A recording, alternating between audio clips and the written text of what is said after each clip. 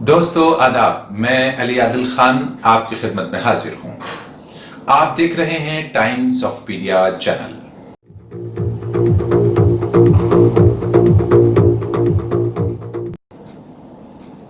हमारे देश में होने वाले बिहार तथा बंगाल और उसके बाद उड़ीसा के असेंबली चुनावों की धूमधाम और उसकी तैयारियां अमेरिका के राष्ट्रपति चुनाव से कहीं कम नहीं है। ये तो आप भी जानते हैं। इस बार भले कोरोना महामारी होली के रंगों, दिवाली के पटाखों और रमजान तथा ईद के त्योहारों की खुशी को फीका कर गई हो, मगर चुनावी पर्व पूरे जोश खरोश के साथ मनाए जा रहे हैं। जाहिर है, किंतु भारत के प्रधानमंत्री और अमेरिका के राष्ट्रपति के समर्थकों और भक्तों के बीच एक बड़ा फर्क देखने को मिल रहा है, जिसकी आज हम चर्चा करेंगे कि क्या फर्क है, कैसा फर्क है। और अमेरिका में राष्ट्रपति चुनावों के कुछ ऐसे खुलासे भी करेंगे जो अभी तक आपके सामने नहीं आए हैं, किसी नेशनल या इंटरनेशनल मीडिया के ऊपर आमतौर पर तो नहीं आए हैं। तो आइए चलते हैं सीधे हम मुद्दों की तरफ।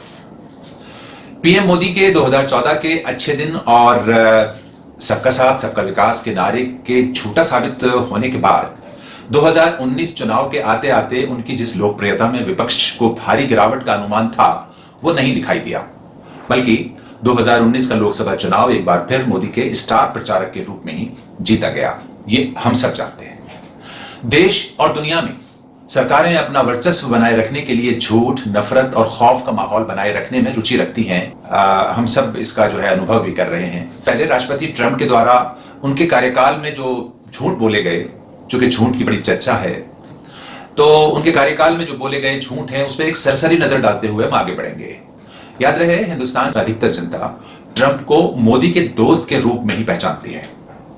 उनके यूएस के राष्ट्रपति होने से देश की जनता को कोई लेना देना, कोई सरोकार नहीं है।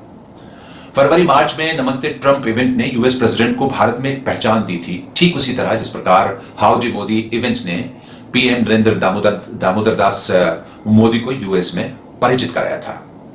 फैक्ट्स फाइंडिंग के दौरान जब हम गूगल पर घूम रहे थे तो वॉशिंगटन पोस्ट अखबार की एक रिपोर्ट हमारे सामने आई, जिसके अनुसार डोनाल्ड ट्रंप ने 20 जनवरी 2017 से 27 अगस्त 2020 तक, यानी लगभग 41 महीने होते हैं इसको, 41 महीनों में 22,247 मरतबा झूठ बोला है।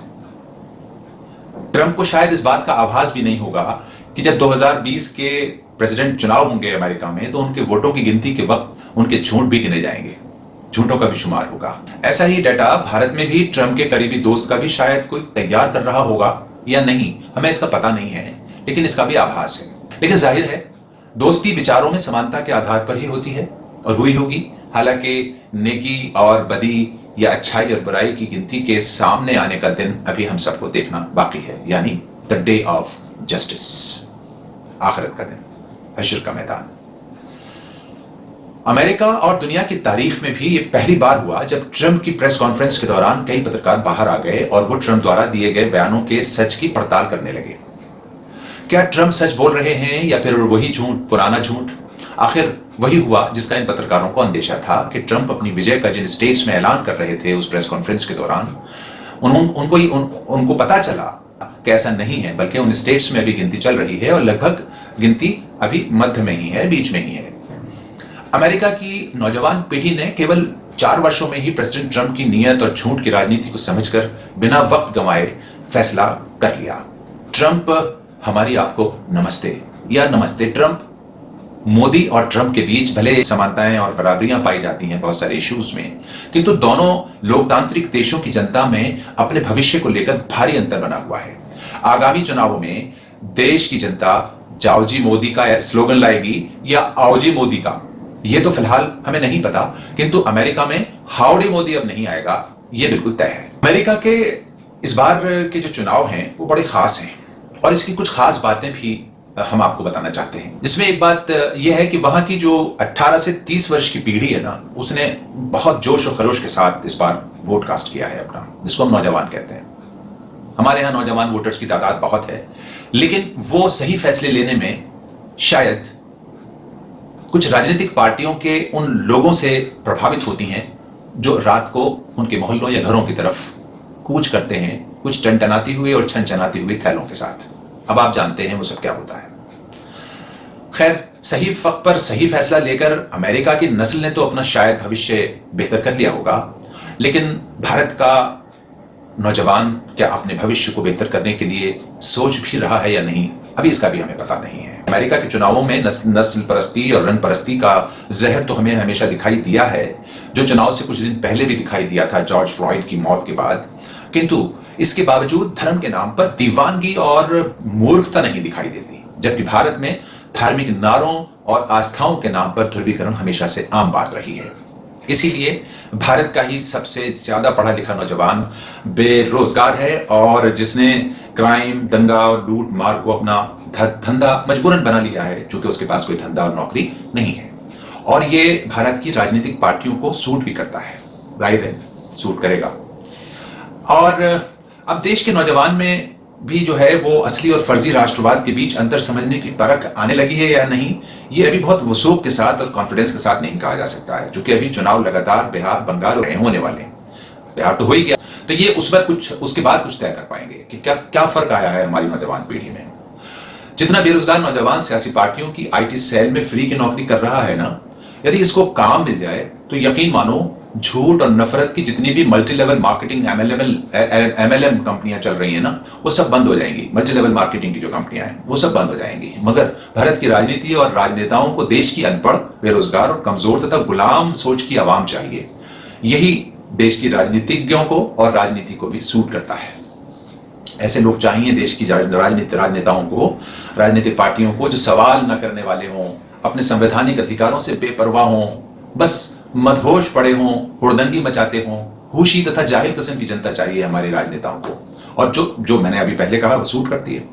कुछ हैं ऐसे भी राजनीतिक और पार्टियां हैं जो इस प्रथा के विरोधी हैं, मगर उनकी बहुत तादाद जो है बहुत कम है और वो सिस्टम में उनको टिकने भी नहीं दिया जाता है। वो फ्लॉप कहलाते हैं, फेल्योर कहलाते हैं। उनकी सोच, उनकी आइडियोलॉजी फ्लॉप कहलाती है, फेल्योर कहलाती है। हालांकि अगर सच्चे धर्म पर देश और दुनिया, अगर धर्म के आधार पर कुछ पार्टियां हैं या चलाती हैं या धर्म को आड़ बनाती हैं, तो क्यों नहीं वो सच्चे धर्म की आड़ लेती। अगर सच्चे धर्म पर देश और दुनिया की आवाम चले तो दुनिया में जो है वो अमन, शांति, प्यार और सहयोग के साथ विकास की राहें भी हमवार हो सकती हैं। क्योंकि धर्म नजरियाती इख्तलाफात यानी वैचारिक मतभेद तो रखता है, किंतु अन्याय, झूठ और जुल्म की इजाजत कोई धर्म नहीं देता। इंसानों में समानता और धरती पर अमन की बात करते हैं तमाम धर्म, और अगर किसी धर्म में ऐसा नहीं है तो वो धर्म नहीं, अधर्म है।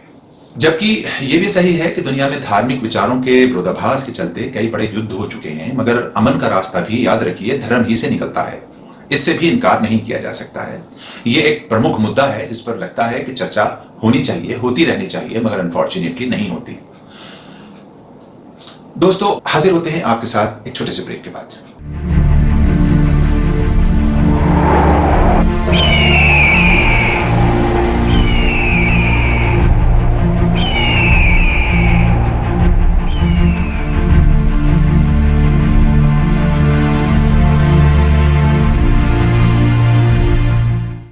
दोस्तों, ब्रेक के बाद आपका स्वागत है। अब हम सीधा रुख करते हैं अमेरिकी चुनाव के नतीजों की तरफ। लेटेस्ट अपडेट यह है कि डेमोक्रेटिक पार्टी के राष्ट्रपति के उम्मीदवार के लिए कोशिश कर चुके जो बर्नी सैंडर्स हैं, वो भी तैयारी कर रहे थे डेमोक्रेटिक कैंडिडेट की हैसियत से। उन्होंने अपना एक वीडियो जारी किया है। उन्होंने अपने ट्विटर हैंडल से कुछ खुलासे किए हैं। इसके बारे में आमतौर पर नेशनल इंटरनेशनल मीडिया कोई ज्यादा चर्चा नहीं कर रही है। कुछ खास ऐसी वेबसाइट्स हैं जिस पर इनकी चर्चा है, जिनमें उन्होंने बाइडेन की जीत के बारे में कुछ ऐसे तथ्य पेश किए हैं जिसको जानना और समझना जरूरी है। इसको गौर से सुने। जो बर्नी सैंडर्स हैं, उन्होंने अपने ट्विटर हैंडल पर लिखा है कि हम जानते हैं कि संघर्ष अभी खत्म नहीं हुआ है, यानी संघर्ष वो कहते हैं जारी रहेगा। जिस तरह का माहौल अमेरिका में बनाया गया है उसका संघर्ष की वो बात कर रहे हैं, और इस चुनावी संघर्ष की भी वो शायद बात कर रहे हैं जो जारी है कुछ स्टेट्स में। उन्होंने खुलासा किया कि बाइडेन लगभग 50 लाख वोटों के मार्जिन से जीत रहे हैं। अमेरिकी राष्ट्रपति चुनाव जीतने के लिए आपको पता होगा कि 270 इलेक्टोरल कॉलेज वोट्स की जरूरत होती है, जबकि ताजा समाचार मिलने तक बाइडेन को 50.6% के मार्जिन से 264 सीटों पर बढ़त हासिल हो चुकी है, जो 270 यानी उस आंकड़े से सिर्फ 6 सीट पीछे हैं, जिसके बाद वो सरकार बनाने का दावा पेश कर सकते हैं। इसके विरुद्ध डोनाल्ड ट्रंप को 47.7% के मार्जिन से सिर्फ 214 सीटों पर ही इक्तफा करना पड़ रहा है, यानी उस पर वो टिके हुए हैं।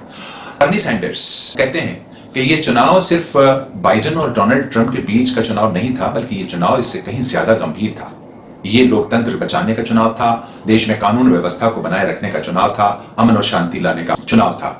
यानी बर्नी सैंडर्स ने साफ कहा कि डोनाल्ड ट्रंप के दौर में अराजकता थी, नस्ल परस्ती और नफरत भरा दौर था, जिसको यहां की जनता ने एकदम नकार दिया है। अब हमारे यहां अगले चुनाव जय श्री राम, वंदे मातरम, भारत माता की जय कहने या न कहने के मुद्दों पर लड़ा जाएगा, यह विकास, रोजगार, सोशल सिक्योरिटी, विदेश नीति, जीडीपी और स्वास्थ्य तथा शिक्षा को लेकर चुनाव लड़े जाएंगे, ये तो हमारा नौजवान ही तय करेगा। या फिर इस बार भी ईवीएम का करिश्मा अपना जलवा दिखाएगा, ये भी देखना बाकी है। सैंडर्स ने कहा कि बाइडेन की जीत में अमेरिकी युवाओं का बड़ा योगदान है, ये उन्होंने खुलासा किया है। घरों से वोटिंग सेंटर्स तक जो है वो जनता को लाने का जो काम किया है और जो चुनौती का सामना किया है वो बहुत इंपॉर्टेंट थी। इसमें कहते हैं कि वो करीब 53% युवा जो 18 से 29 साल की उम्र के थे, उन्होंने इस बार वोट कास्ट किया है और ये ज्यादा निकल कर आया है वोट डालने के लिए। बल्कि वो ये कहते हैं अमेरिका के इतिहास में भी ये सबसे अधिक वोट कास्टिंग है नौजवानों की। चुनाव में जीत किसकी हुई ये हमारे लिए इंपॉर्टेंट नहीं है, बल्कि हमारे देश के लिए और हमारे लिए ये बात अहमियत रखती है कि हम और हमारा देश तरक्की कैसे करेगा, हमारे देश में अमन और शांति कैसे आएगी, हमारा विकास कैसे होगा, ये इंपॉर्टेंट है। सत्ता पक्ष की ओर से तो फिलहाल कोई संदेश हमें मिल नहीं रहा है कि वो कुछ ऐसा माहौल बना पाएंगे और इसके लिए देश की जनता को आगे आना होगा, देश की जनता को आपस में सौहार्द बनाना होगा और अपनी बस्तियों के अंदर, अपने शहरों के अंदर अमन और शांति के माहौल को कायम करना होगा। नौजवानों को अपने रोजगार के मुद्दों को अपने नेताओं के सामने रखने होंगे, सवाल करने की जुर्रत पैदा करनी होगी और सवाल करने का सलीका भी हमें समझना होगा। हम हिंसात्मक ना हों, हमें चाहिए कि हम अपने सवालों को अपने सत्ता पक्ष के नेताओं के सामने रखें, पार्टियों के सामने रखें, ताकि कल जब वो आपके सामने वोट मांगने आए तो आप कह सकें कि हमने आपसे ये सवाल किए थे, आपने जवाब नहीं दिए, लिहाजा अब अपनी मर्जी से देश का भविष्य बनाएंगे। ये कहने के लिए आपके पास कुछ हो सकता है। मुझे दीजिए इजाजत, फिर हाजिर होता हूं किसी एक और आपके पसंदीदा मुद्दे के साथ। आप मेरे साथ बने रहे। बहुत बहुत शुक्रिया।